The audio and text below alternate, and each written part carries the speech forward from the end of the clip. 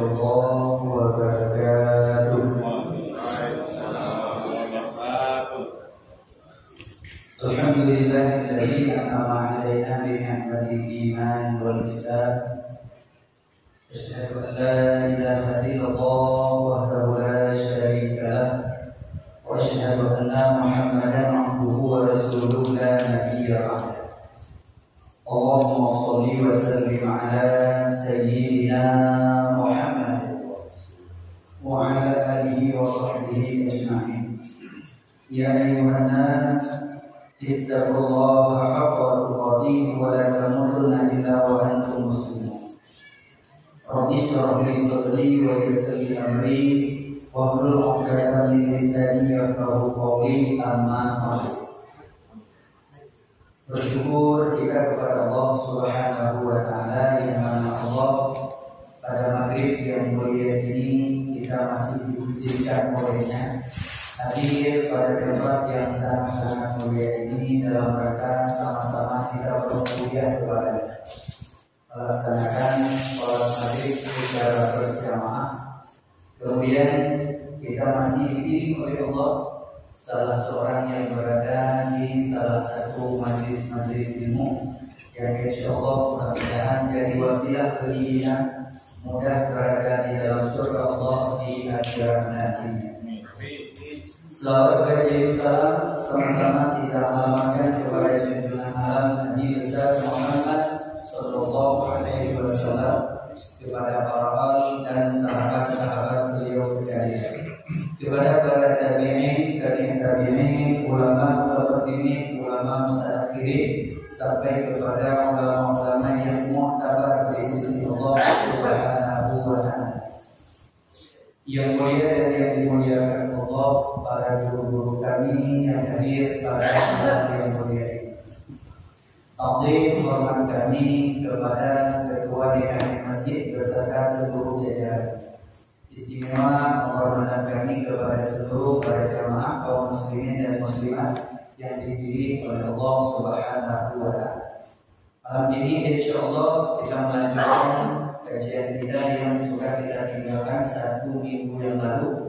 Sudah sampai pada perkara asal haram di atas orang yang berhadas besar. Malam ini insyaallah kita akan melanjutkan pembahasan syarat-syarat untuk sahnya tayammum, atau disebut dengan syarat untuk tayammum. Jadi jangan sampai kita nanti bertayammum tapi ternyata tidak memenuhi syaratnya. Yang ujungnya betapa banyak orang yang tayammum hanya praktek tayammum tapi bukan tayammum. Maka perlu untuk kita pahami bagaimana sih syarat-syarat untuk sah tayammumnya. Maka dibahas dalam kitab Bidayatul Muqtadi pada halaman 29 pasal yang paling bawah. Syarat untuk sahnya tayammum, dan itu untuk dihitung adanya tayammum. Kalau tidak memenuhi syarat maka gugur masyhur, berarti bukan tayammum. Pura-pura tayammum atau praktek tayammum. Makanya coba kita perhatikan baik-baik syaratnya supaya kita tidak tertipu dengan praktek tayammum atau tayammumnya tetapi tidak dihitung tayammum. Na'udzubillahi minasyaitonir rajim. Bismillahirrahmanirrahim. Faslun bermula ini suatu pasal pada menyatakan tentang syarat-syarat tayammum. Maka adapun bermula syarat tayammum itu ada 10 perkara. Maka perhatikan baik-baik, kalau seandainya 10 perkara ini tidak ada maka tidak sah tayammum. Kalau tidak sah tayammum maka otomatis tidak sah sholat, karena tayammum itu bukan untuk merafakkan hadas, tetapi tayammum itu untuk istibahah sholat. Ini tayammum bukan merafakkan hadas kecil, bukan merafakkan hadas besar, tetapi tayammum itu untuk istibahah sholat, untuk memperbolehkan sholat. Maka perlu untuk kita pahami syarat-syaratnya, karena bila tidak ada syarat gugur masyru'nya. Jadi syarat adalah merupakan ketentuan untuk sah sesuatu masyhur. Kalau masyhurnya, kalau syaratnya tidak ada, gugurlah masyhur. Ini yang harus diperhatikan baik-baik. Yang pertama, syaratnya untuk sah tayammum itu hendaklah tayammum itu dengan tanah. Ini tanah yang sudah dikeringkan, dijadikan sebagai tanah yang halus. Atau kalau bahasa sekarang kita sebut apa namanya? Debu. Tapi asalnya dari tanah. Jangan nanti debu, karena debu ada yang dari debu kayu, ada yang dari debu tepung, ada yang dari debu bermacam-macam hal, banyak debunya. Maka jadi syarat debu tanah, atau ada merupakan asalnya disebut dengan asalnya tanah. Karena debu kan banyak, ada debu dari kayu, ada debu dari bermacam-macam, ada debunya itu. Jadi syarat debu itu atau tanah itu, debu tanah yang kering itu yang kita sebut dengan debu, debunya asalnya tanah. Tidak boleh debu dari tepung, tidak boleh debu daripada debu kayu atau lain sebagainya, itu tidak sah. Maka pastikan yang pertama yaitu dengan tanah, dengan debu yang dari tanah, debu yang kering yang dari tanah. Ini yang pertama harus diperhatikan. Kemudian syarat yang kedua, ya, debu tadi atau tanah tadi yaitu suci, bukan tanah yang mustakmal atau bukan tanah yang kena najis. Najisnya dengan dhon kita atau dengan yakin. Karena dalam hukum fikih berlaku hukum dhon. Dalam hukum fikih itu berlaku hukum dhon. Kita dhon sahaja itu suci, boleh pakai. Nah, kita dhon sahaja itu tidak suci, maka tak boleh pakai. Karena dalam hukum fikih berlaku hukum dhon. Dalam ilmu tauhid dhon tak bisa pakai. Dalam ilmu tauhid dhon itu belum berlaku. Dalam ilmu tauhid mesti 100%, yaitu dengan hakul yakin baru bisa pakai. Kalau dhon tak bisa pakai. Kalau dalam ilmu tauhid. Jadi dalam ilmu tauhid mesti hakul yakin. Dalam ilmu fikih berlaku dhon dan tidak sah. Karena ini ada 4. Pertama yakin, kedua dhon, ketiga ragu-ragu 50-50, yang keempat waham. Dalam ilmu fikih tak bisa pakai waham dengan ragu-ragu atau syok ragu-ragu. Itu tak bisa pakai dalam ilmu fikih. Yang bisa pakai dhon dengan yakin. Itu bisa pakai. Contoh dhon seperti kita menghadap kiblat.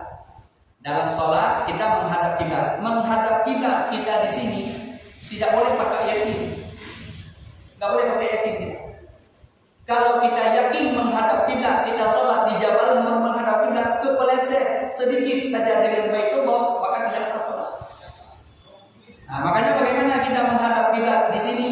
Ya, kita di Masjid Jabal Nur, sholatnya kita menghadap kiblat, pakai dhon. Kalau pakai dhon ke arah kiblat berarti ke arah barat. Kalau karena kita ini di arah timur, maka kita menghadap kiblat ke arah barat. Di saat kita menghadap ke arah barat, berarti kita menghadap kiblat dengan dhon, maka sah. Kalaupun kepleset sedikit, kepleset itu tak masalah, tetap sah. Karena yang kita pasang di situ adalah dhon, bukan yakin. Yang yakin menghadap kiblat orang yang sholat di samping Baitullah.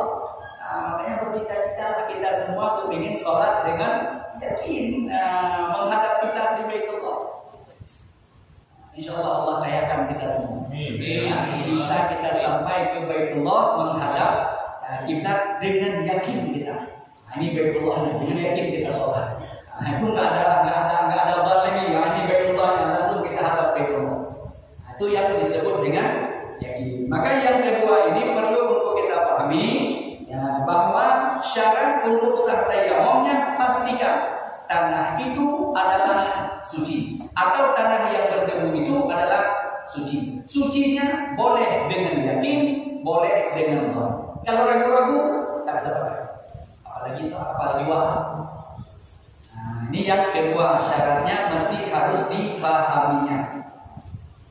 Kemudian yang ketiga, ya syarat untuk sah tayamumnya adalah tanah itu ya terpakainya ya untuk tayamum. Tanah yang kita ambil itu untuk kita tayamum. Ya, ini dengan sengaja kita ambil tanah itu memang untuk kita tayamum, bukan kebetulan. Kebetulan usah nggak bisa. Mesti dengan sengaja kita tepuk. Nah, ini cara tepuknya pun seperti ini. Ini tepuk, ini tanah misalnya atau debu yang sudah kita siapkan, kita tepuk. Tepuk pertama dengan sengaja tepuk ini, tidak boleh kebetulan. Dengan sengaja kita tepuk. Nah, ini. Andai kata debunya sangat banyak, disunatkan sedikit. Nah, untuk menguranginya. Sesudah kita tepuk, maka langsung usap di wajahnya. Sekali usap aja, nggak perlu kayak seperti ambil wudu. Jangan nanti harus merata semuanya, enggak. Sekali aja dari atas ke bawah, selesai. Kemudian ini yang ada sisanya, jangan tepuk langsung ke situ karena tanah yang ini bisa ada yang sisa. Kalau kita tepuk di tempat itu jatuh, maka tanahnya mustamal. Jadi harus bersih dulu. Harus bersih dulu yang sudah kita usap di wajah tadi, maka langsung bersihkan dulu. Nah, sesudah kita bersihkan, ini sudah kering lagi seperti biasa, tepuk sekali lagi, maka angkat, letakkan tangan kiri di bawah, tangan kanan di atas. Maka tarik sampai kena mentok dengan sikunya, balik sampai ke sini. Jangan lurus. Kalau lurus, ini tanahnya sudah kena di sini, mustamal tanahnya. Sampai di sini balik, sampai di sini balik, kita balik. Jika kita balik berarti kena belakang, nggak kena tanah lagi. Nah, baru tarik yang ini. Nah, tarik yang ini sampai ke sini selesai.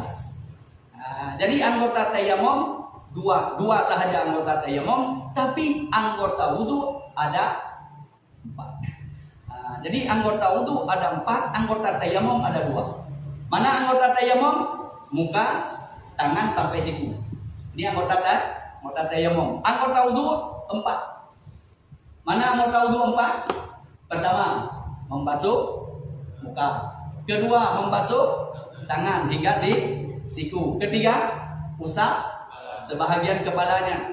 Keempat, basuh kaki. Itu anggotanya. Anggota 4. Fardu wudu beda kan? Fardu wudu 6. Fardu wudu 6, anggotanya 4. Jadi fardu tayamum, nanti kita bahas fardu tayamum. Anggotanya 2, harus kita ingat dulu anggotanya. Jangan nanti pakai debu di telinga, nggak ada itu. Nanti harus diusap-usap lagi di kakinya, enggak. Jadi anggota tayamum cuma 2, tepuk, usap di wajah. Yang ada sisa ini buang dulu, bersihkan dulu, kemudian tepuk sekali lagi, usap di tangannya sampai ke sikunya. Selesai, letak tangan kiri di bawah, tangan kanan di atas, letak seperti ini. Tarik sampai ke sini, balik, sampai ke sini, balik. Sudah kita balik, maka tarik lagi sampai ke sini, maka sampai sini batasnya. Ya, kemudian langsung kita selesaikan. Udah selesai. Nah, seperti itu cara untuk kita tayamumnya. Ini kaifiyah. Kelakuannya untuk kita tayamum. Nah, ini penting untuk kita pahami. Jadi yang ketiganya, tanah yang kita pakai itu untuk tayamum, bukan kebetulan, harus sengaja. Kita tepuk, bukan kebetulan. Mudah kita tepuk karena nggak tahu usap kemana, usap di wajah, itu nggak bisa. Itu bukannya sengaja. Ini mesti harus dengan sengajanya. Tanah itu dipakainya untuk tayamum. Kemudian syarat yang keempat, syarat yang keempat, jangan bercampur tanah itu dengan sesuatu benda, walau benda itu benda suci sekalipun. Tidak boleh bercampur sesuatu tanah tersebut dengan sesuatu benda. Benda itu walau suci sekalipun. Contoh, bercampurnya tanah yang kita mau pakai untuk tayamum bercampur dengan kapur misalnya. Kapur kan bukan najis. Tetapi bercampur kapur itu dengan tanah yang kita mau pakai untuk tayamum, maka tidak bisa lagi. Atau bercampurnya tanah itu dengan tepung. suci, bercampur, itu juga tidak bisa pakai lagi. Pokoknya sesuatu yang bercampur tanah itu dengan sesuatu benda yang suci, maka tidak boleh. Apalagi bercampurnya dengan sesuatu yang bernajis. Ini yang harus kita pahami, syarat yang keempat untuk sahnya tayammum. Nah, yang keempat. Kemudian wal khamisu yang kelima, hendaklah memindahkan tanah itu dengan niatnya. Dengan niat. Kalau pindah sahaja dari tempat kita tepuk pindah ke wajah, maka itu tidak sah tayammum. Karena syaratnya mesti niat kita pindah tanah ke wajah kita, yaitu niatnya asal untuk tayammum. Nah, ini syarat yang kelima. Ya, syarat yang kelima hendaklah diniatkannya memindahkan tanah itu, dikasarkannya untuk tayammum. Ini yang kelima. Kemudian syarat yang keenam, hendaklah dia menyapu dengan tanah itu pada wajahnya. Pada wajahnya. Dan kedua tangannya dengan sekali sapu pada wajahnya dan sekali sapu pada usap pada tangannya. Jadi dua kali tepuk berarti. Tepuk pertama usap di wajah, tepuk yang kedua usap di dua tangannya. Nah, ini adalah merupakan syarat yang keenam, perlu difahaminya. Hendaklah dia menyapu tanah tersebut, pertama pada wajahnya, yang kedua kepada dua tangannya. Ini adalah syarat yang keenam. Ya. Jadi sekali usap, enggak perlu berulang-ulang. Seperti yang kita bahas tadi, sekali aja. Dari atas ke bawah selesai wajahnya. Kalau yang dari siku sekali, dari ujung ke siku balik, dari ujung balik ke sikunya. Kanan adalah hukumnya nanti sunnah. Andai kata ada orang yang di saat tayammum kiri dulu, apakah sah tayammumnya? Tayammum tetap sah, cuman pekerjaannya makruh. Contoh misalnya seperti ini. Misalnya dia tepuk yang kedua, bukan dia kanan dulu, tetapi dia kiri dulu. Ini contoh, ini kiri, ini kanan. Yang seharusnya letak kanan di atas, langsung ditarik. Berarti kanan dulu. Andai kata sebalik, ya, kanan dulu, sah. Jadi ujungnya ditarik kiri dulu. Ditarik kiri dulu, kemudian baru ditarik kanannya. Tayammumnya tetap sah, cuman pekerjaannya makruh. Seperti itu. Ini penting untuk kita hadirkan sebagai syarat untuk sahnya tayammum. Nah, yang keenam. Kemudian syarat yang ketujuh. Karena tadi ada 10 syarat untuk sah tayammum. Syarat yang ketujuh, hendaklah menghilangkan najis dahulu daripada tayammumnya, jika ada. Dia sebelum dia tayammum, maka sucikan dulu dari najisnya. Kenapa? Karena bila ada najis, maka itu hati-hati, tidak sah tayammum. Jadi kalau seandainya dia misalnya ini tidak ada air, misalnya lagi musim kemarau, misalnya nggak ada air, sama sekali nggak ada air, sementara dia sudah buang air besar atau buang air kecil, bagaimana caranya? Maka istinja dulu. Istinja dengan apa? Dengan pakai anak batu juga bisa. Karena istinja kan boleh dengan anak batu, boleh riak. Saat ini kita ada air, boleh riak pada istinja. Andai kata ada airnya, kita mau istinja dengan anak batu, boleh. Karena pada istinja boleh riak, boleh memilih dua-duanya. Cuma yang lebih afdal dengan air istinja. Kenapa? Karena air jisim yang halus. Kalau batu jisim yang kasar. Dan nanti istinja dengan anak batu ada syarat-syaratnya. Termasuk buang air besarnya bukan dalam keadaan metre. Yang mulai dari pantat sampai ke lutut sudah ini nggak bisa lagi. Nggak bisa istinja pakai anak batu. Ini penting untuk juga kita pahaminya supaya kenapa? Supaya kita di saat kita tayammum paham. Jadi syaratnya jika ada najis pada dirinya yang belum terangkat, ya, maka ya, istinja dulu. Buang air kecil, istinja dulu. Buang air besar, istinja dulu. Sesudah istinja, sesudah selesai itu baru dia tayammum.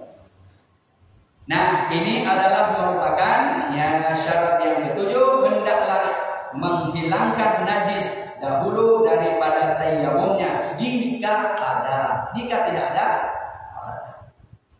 ini yang ketujuh. Kemudian syaratnya tayammum yang kedelapan, hendaklah ada dia ya menentukan kiblatnya dahulu sebelum dia tayammum. Beda kan dengan wudu? Kalau dengan wudu, kalau kita ambil wudu nggak tahu kiblat dulu, kita langsung ambil wudu. Ini misalnya di tempat kita yang baru datang. Kita baru datang ke tempat tersebut, satu daerah kita baru datang. Kita belum tahu ini arah kiblatnya kemana. Ambil wudu dulu, sah wudu, nggak masalah. Tapi kalau tayammum nggak boleh. Kalau tayammum ini kita tahu kemana arah kiblatnya ini. Ijtihad dulu kemana arah kiblat, baru kita boleh tayammum. Mana ijtihad? Tentukan dulu pilihannya kemana arah kiblatnya. Kalau sekarang kan gampang pilih arah kiblat, hidupkan handphonenya, tekan aplikasi kiblatnya, langsung dituju, dituju langsung. Nah, itu termasuk bagian daripada ijtihad. Oh, sudah ketahuan kiblatnya ke sana. Nah, baru boleh tayammum. Kalau belum tahu arah kiblatnya, maka tidak boleh tayammum dulu. Beda dengan wudu. Kalau wudu langsung boleh ambil wudu walaupun kita belum tahu arah kiblatnya. Ini beda wudu dengan tayammum. Karena wudu merafakkan hadas. Karena tayammum istibah sholat. Ini untuk membolehkan salat. Makanya harus pastikan dulu arah kiblatnya kemana. Baru ya boleh kita ya tayammum, menentukan kiblat dahulu daripada tayammumnya. Jadi dengan ijtihad, dengan menentukan kiblatnya. Nah, ini syaratnya yang ke-8. Kemudian syaratnya yang ke-9, ya, ada tayammum itu tatkala sudah masuk waktu. Ini perlu dipahami. Kalau seandainya kita 5 menit lagi belum azan atau belum masuk waktu, langsung kita tayammum, maka dengan tayammum tersebut hanya boleh untuk sholat sunnah. Bila dengan tayammum tersebut nanti langsung kita sholat maghrib, maka tidak sah. Karena syaratnya tayammum mesti masuk waktu dulu. Sesudah masuk waktu, baru boleh kita tayammum. Makanya ini adalah merupakan syarat yang mesti harus dipahami. Sudah masuk waktu, ya, maka baru boleh kita tayammum. Tidak boleh kita tayammum dulu, kemudian baru nunggu masuk waktu. Itu nggak bisa. Kecuali tayammum yang tadi hanya untuk membaca Al-Quran, atau tayammum tadi hanya untuk mengambil Al-Quran dari tempat itu pindah ke tempat sini, atau tayammum tadi untuk mengerjakan sholat sunnah. Itu boleh, tidak ada masalah. Untuk i'tikaf di dalam masjid, begitu akan masuk waktunya sholat, keluar tayammum tadi. Ya, untuk sholat fardunya. Karena tayammum yang tadi tidak boleh dibawa kepada sholat fardu. Karena tayammum tadi belum masuk waktu. Kira-kira jelas? Di yang sering yang sering terjadi, dipikir ini boleh tayammumnya. Nggak bisa. Kita ada sahib jabair, ada luka kita. Ambil wudu cepat-cepat. Nanti untuk menyempurnakan wudu, karena tak sempurna wudunya, ada yang tempat harus kita tayammum. Maka tidak boleh ambil wudu dan ada tayammumnya bila belum masuk waktu. Ini yang sering nih, kadang-kadang luka kita kan pakai perban. Ada orang kan yang tayammum itu. Ada seperti yang demikian, maka tak boleh tayammum sebelum datang, sebelum masuk waktu tak boleh tayammum. Walau tayammum itu hanya untuk menyempurnakan wudunya, tetap mesti tayammum itu sesudah masuk waktu. Jadi pastikan sesudah masuk waktu, walau belum ada, nggak apa-apa. Yang penting kita sudah yakin ini sudah masuk waktu, atau sudah saat kita sudah masuk waktu. Masjid kita belum ada, masjid yang lain sudah ada, berarti sudah masuk waktu. Atau kita sudah ada tandanya bahwa ini adalah masuk waktu. Tanda masuk waktu bermacam-macam, ada dengan alarm kalau sekarang. Kalau zaman-zaman dulu ada tandanya dengan suara binatang. Ada kokok ayam, tapi kokok ayam sekarang nggak bisa kita pastikan lagi karena jam 12 pun dia kokok. Nah, kalau dulu memang dia kokoknya di waktu subuh, waktu subuh dia kokok itu. Kalau sekarang ayam ini ayam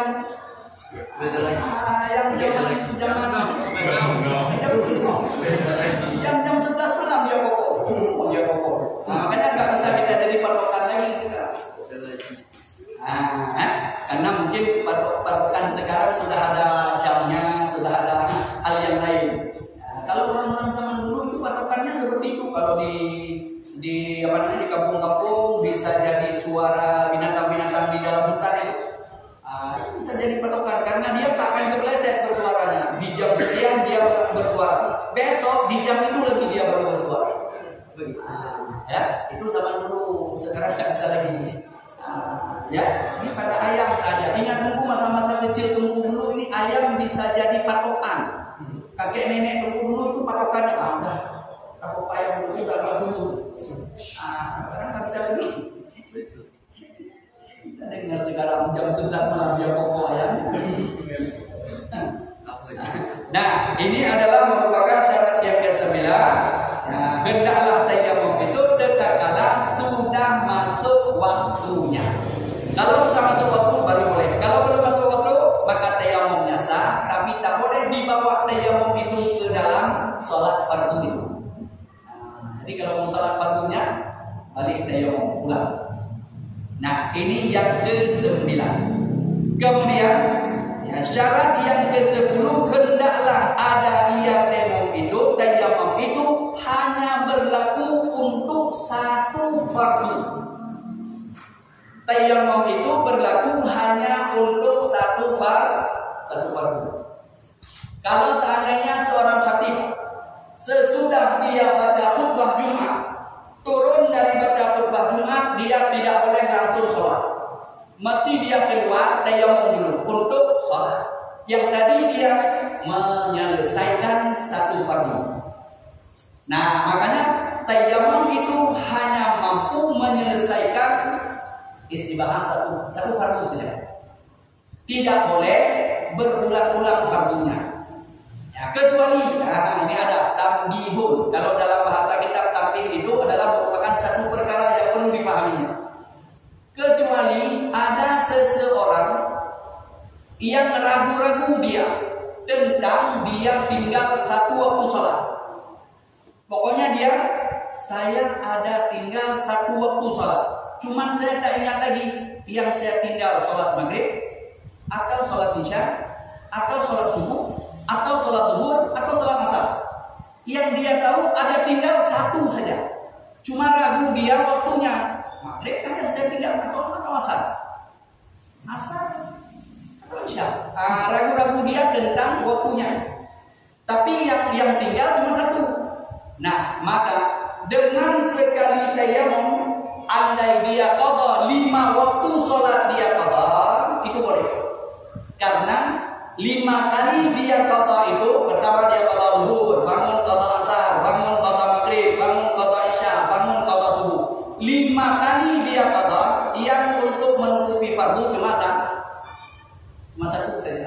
Yang keempat lagi itu adalah perkara jatuh kepada sunnah. Ini sholat yang dia qadha tadi yang keempat itu jatuh kepada perkara sunnah. Yang jatuh kepada fardu cuma satu saja. Maka itu sah dia mengqadhakannya 5 kali itu karena yang dia yakin tinggalnya cuma satu waktu. Tapi kalau dia yakin tinggalnya banyak, asar ada tinggal, zuhur ada tinggal, maghrib ada tinggal, maka tak boleh. Karena satu hanya selesai untuk satu fardu. Mau qadha lagi? Tayammum lagi. Mau qadha lagi? Tayammum lagi. Nah, karena tayammum itu hanya menyelesaikan satu perkara yang fardu saja. Adapun perkara sunnah, maka itu boleh berulang-ulang. Sekali tayammum mau sholat berapa rakaat sholat sunnah? 1000 rakaat, 2000 rakaat, masih tak terserah. Itu nggak apa-apa. Nah, tapi menyangkut dengan masalah fardu hanya menyelesaikan satu fardu saja. Ini tayammum. Inilah 10 perkara syarat untuk sah tayamumnya.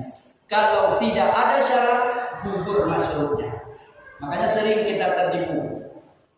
Di saat kita naik pesawat, berangkat haji, berangkat umroh, dalam pesawat, di saat masuk waktu itu dia suruh tayamum kita di sofa. Tunggu tanya pada saudara, syarat tayamum ada tanah. Yang kita tayamum di sofa itu ada tanah enggak? Ada tanah enggak? Enggak ada. Kalau enggak ada berarti itu bukan tayamum, itu praktek tayamum namanya. Makanya kita jangan tertipu dengan tak paham itu, ujungnya tayamum di sofa. Wah, tayamum di sofa, usap muka. Apa yang diusap? Itu pura-pura namanya. Main-main itu namanya. Bukan tayamum. Nah, makanya perlu untuk difahami. Perlu untuk kita pahami ilmunya. Jangan sampai nanti pramugarinya kasih buat rumah. Waktu sholat kita sudah masuk. Jadi karena airnya di dalam pesawat terbatas, maka kita terkendala dengan ambil wudu. Maka kami persilahkan Bapak Ibu untuk tayamum di sofanya masing-masing. Dalam hati nunggu, lanjut. Ini perlu untuk kita pahami. Jadi bagaimana sholatnya kita kalau seandainya kita tidak ada tayamum? Dalam sholat kita ada banyak hal kalau kita paham ilmunya. Nggak ada tayamum pun nggak masalah karena kita darurat dalam 12.000 kaki kita di atas sedang pesawat terbang 10 jam kita dalam perjalanan. Kita mau sholat bagaimana? Nggak perlu kita tayamum. Sholat hormat waktu saja. Sholat hormat waktu tidak perlu tayamum, tidak perlu berwudu, tidak perlu apa saja. Arah kiblatnya ke mana pesawat arah terbangnya, ya ke situ arah kiblatnya. Langsung sholat sambil duduk Allahu Akbar. Niat dalam hati, sahaja aku sholat maghrib 3 rakaat hormat waktu karena Allah Ta'ala. Sholat seperti biasa, baca Fatihah, baca ayat, kemudian isyarah rukunya Allahu Akbar. Ruku agak rendah sedikit, nanti sujud lebih rendah daripada ruku. Sallallahu alaihi wasallam. Allahu Akbar. Allahu Akbar. Allahu Akbar. Allahu Akbar. Itu syarat namanya sholat hormat waktu. Selesai. Assalamualaikum warahmatullahi wabarakatuh. Assalamualaikum warahmatullahi wabarakatuh. Andai kata kita meninggal, nggak ditanya lagi di akhirat. Kenapa kamu nggak sholat? Nggak ada. Tapi kalau Allah izinkan kita sampai ke tanah air atau sampai kita ke Mekah sana, turun di Jeddah atau turun di Madinah, sampai di sana sudah ada luang waktunya, ulang balik salat yang dalam pesawat tadi. Seperti biasa, tapi kita tidak berdosa. Tidak berdosa kita. Kenapa? Tadi kita sudah mengerjakan sholat hormat waktu. Tak perlu kita pura-pura tayamum di situ. Karena tidak memenuhi syarat. Makanya perlu ilmu di situ. Karena betapa banyak orang tertipu di dalam pesawat tayamumnya di sofa pesawat. Kenapa aku ngomong seperti itu? Karena aku mengalaminya. Aku melihat dengan mata kepala sendiri, dengan telinga tentu sendiri dibuat pengumuman seperti itu. Yang buat pengumuman tak paham ilmu, yang mengerjakan buat tak ngerti. Ini yang jadi masalahnya. Bukan kita menyalahkan pramugarinya, bukan kita menyalahkan pesawatnya, tetapi di situ perlu ilmunya. Makanya disebut orang yang tak punya ilmu, amal ibadahnya ditolak Allah. Wa kullu man bi ghairi ilmi amaluhu mardudatun la tuqbal. Yang mengerjakan ibadah tidak disertai dengan ilmunya, amalnya ditolak oleh Allah mentah-mentah. Nah, ini yang perlu untuk kita hadirkan pada malam yang mulia ini, saudara-saudaraku sekalian. Mudah-mudahan Allah memberikan pemahaman yang benar kepada kita di dalam kita berubudiyah kepada-Nya. Selagi Allah masih beri kesempatan kepada kita, gunakanlah kesempatan itu sebaik-baiknya sebelum kita menyesal di saat kita sudah kembali kepada Allah, menyesal yang tiada maknanya. Maka ini yang bisa kami hadirkan. Mudah-mudahan ada manfaat. Masih ada waktu? Masih. Ya, ada yang ingin bertanya? Kami beri kesempatan untuk bertanya. Ada yang ingin bertanya? Ya, silakan. Assalamualaikum warahmatullahi wabarakatuh. Waalaikumsalam warahmatullahi wabarakatuh. Nomor 3 tadi untuk anaknya terpakai untuk tayamum tadi. Ya. Atau ketiga, tayamum tadi itu, tata cara tayamum tadi, apakah ada perbedaan dengan mazhab lain gitu? Mazhab lain gitu, Ya. Imam Syafi'i. Soalnya selama ini yang saya tahu tangan tadi di pergelangan aja, prakteknya gitu. Selama ini saya pelajarin gitu Ya. nggak sampai siku gitu. sampai pergelangan. Pergelangan aja. Ya. Nah, apakah di dalam mazhab imam yang lain mengusap tanah di tangannya, apakah itu sampai pergelangannya? Maka di dalam mazhab Imam Syafi'i saja, nggak perlu kita bahas di dalam mazhab yang lain. Dalam mazhab Imam Syafi'i atas kaul yang muktamadnya ini pergelangannya. Cuma karena kita di saat kita tepuk kan nggak mungkin langsung di sini. Pasti kita letakkan tangan kita di atas ini. Nah, kan nggak mungkin di sini. Di sini kita ininya. Tetap kita tepuk. Di saat kita tepuk, kalau kita letak di sini, berarti ujung ini adalah merupakan tidak kena sama sekali ya. Karena kita berbatasan pergelangan tangan. Nah, maka di dalam mazhab Imam Syafi'i membahas dua kaul pendapat ulama. Yang muktamadnya di mana? Yang memang pergelangan tangan sampai ke siku. Ya, cuman atas kaul tadi itu sayubianya diusapnya di belakang tangannya. Nah, makanya belakang tangan ini pun diperbincangkan oleh para ulama. Diperbincangkan bagi perempuan sahaja ini belakangnya ada sebahagian ulama mengatakan aurat. Sebahagian ulama mengatakan bukan aurat. Ya, makanya perempuan di dalam sholatnya, andai kata dia sampai di sini saja dia tutup auratnya, sholatnya tetap sah. Cuma sebahagian ulama mengatakan belakang ini tetap tutup, yang bolehnya cuma telapak tangan saja. Nah, maka karena di situ ada perbincangannya para ulama atas kaul yang mu'tamad memang antara pergelangan tangan sampai siku. Ini kaul yang mu'tamad ya, kaul yang kuat. Jumhur ulama mengatakan. Nah, sepakat. Sementara wakilah ada pendapat di sayubianya dari sinilah dulu, wah gitu. Nah, makanya bisa kita tepuk, letakkan tangan kita seperti ini. Nah, letakkan tangan kita seperti ini. Andai ada orang yang letak seperti ini, sah enggak? Sah, tetap, tak apa-apa. Tidak ada masalah. Maka letak seperti ini, tarik dulu seperti ini. Yang dihitung apakah dari sini atau dari sini? Dari sini dihitung pertama. Pergelangan tangan. Kira-kira jelas ya? Jelas. Ini di mana dibahasnya? Dalam kitab Al-Mahali. Kitab Al-Mahali dibahas, dikupas oleh para ulama. Makanya ada di dalam kitab Al-Mahali itu ada wakilah, pendapat ulama yang kedua. Nah, jadi pendapat ulama yang mu'tamad, ada pendapat ulama yang sani. Ya, kira-kira jelas ya? Insya Allah seperti itu. Ada yang lainnya? Ya, silakan. Assalamualaikum warahmatullahi wabarakatuh. Waalaikumsalam warahmatullahi wabarakatuh. Tadi sebelum bertayamum kita menentukan arah kiblat. Nah, apakah kita dalam bertayamum harus menghadap kiblat tentu seperti wudhu sunnahnya? Ya. Di saat kita tayamum mesti kita tentukan dulu arah kiblat. Arah kiblat kita tentukan itu sebagai syarat. Adapun nanti di saat kita tayamum menghadap ke arah kiblat itu masuk dalam bab sunat. Nanti ke depan. Sunat di saat kita tayamum. Ada bab khusus nanti bab sunat tayamum. Ini yang sedang kita bahas dulu syarat-syarat untuk sah tayamum. Jadi tentukan dulu arah kiblatnya baru boleh kita untuk tayamum. Adapun kita tayamum tidak menghadap kiblat, nah itu perkara sunat nanti. Di saat kita tayamumnya tidak menghadap ke arah kiblat, tayamumnya tetap sah, cuma perkaranya makruh. Nah, jadi yang pastinya sudah menentukan dulu arah kiblatnya ke mana.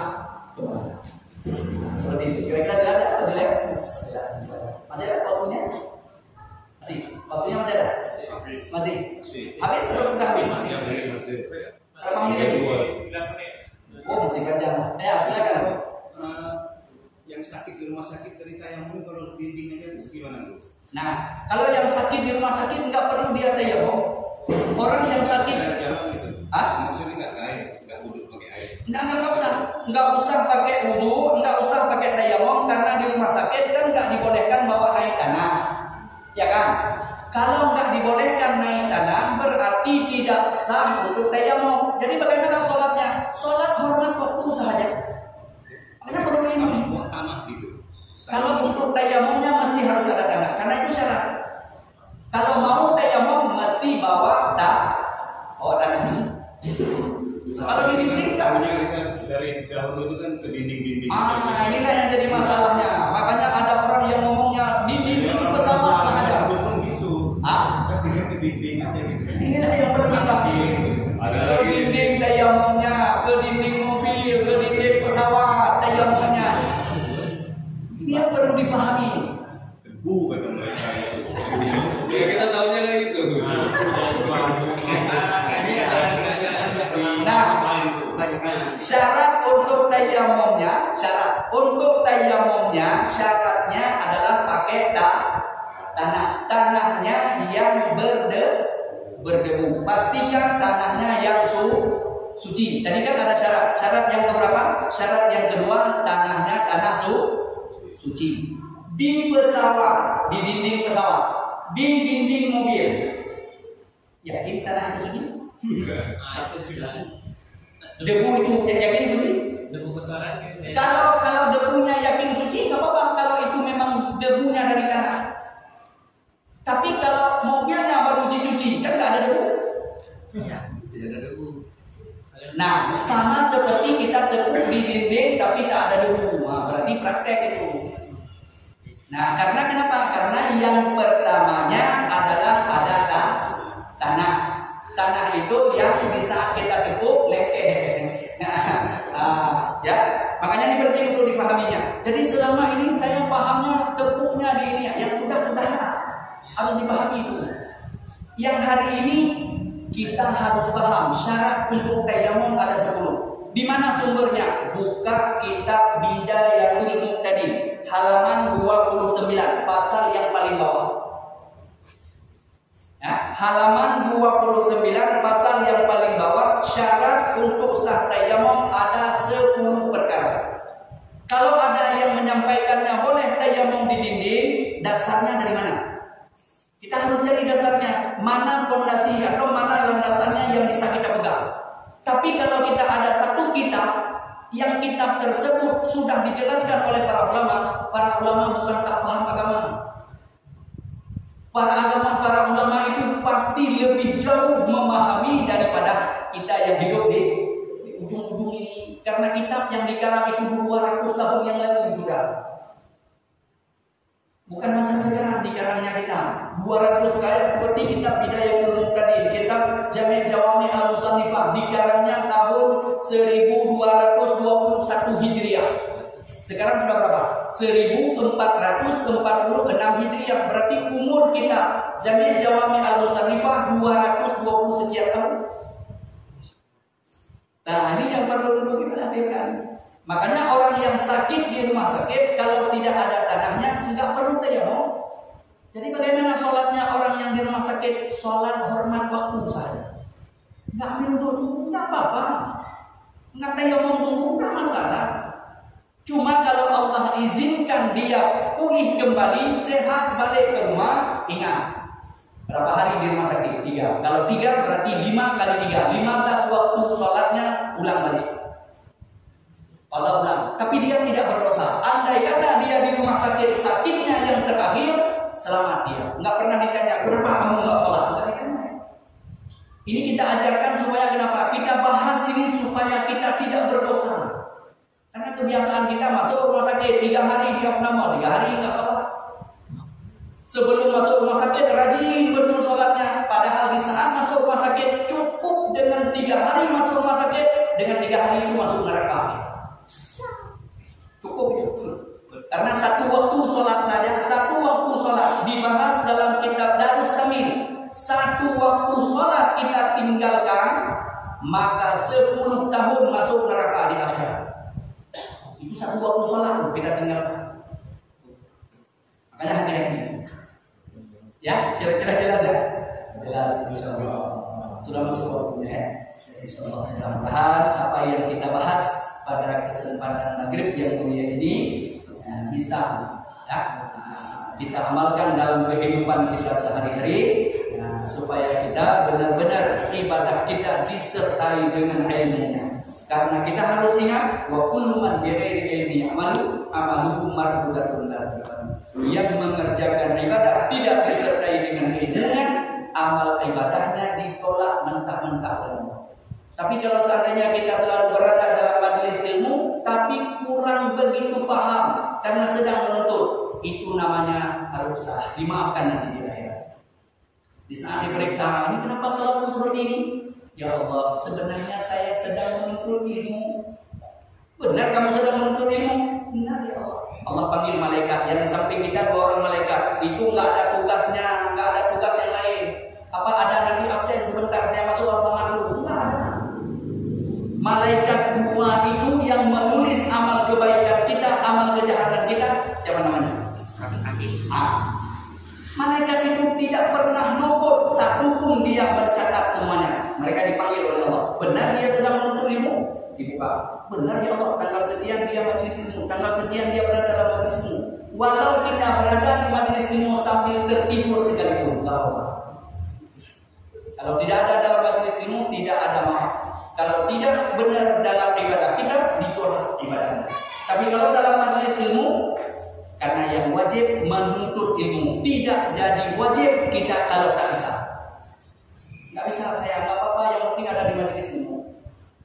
Karena tidak syarat mesti harus bisa, nggak syarat.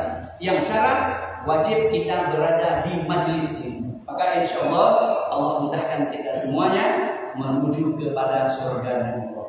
Inilah yang bisa kami hadirkan. Terima kasih atas segala perhatian. Mohon maaf atas segala kekurangan dan kekhilafan. Hadanallah wa iyyakum ajma'in. Assalamualaikum warahmatullahi wabarakatuh.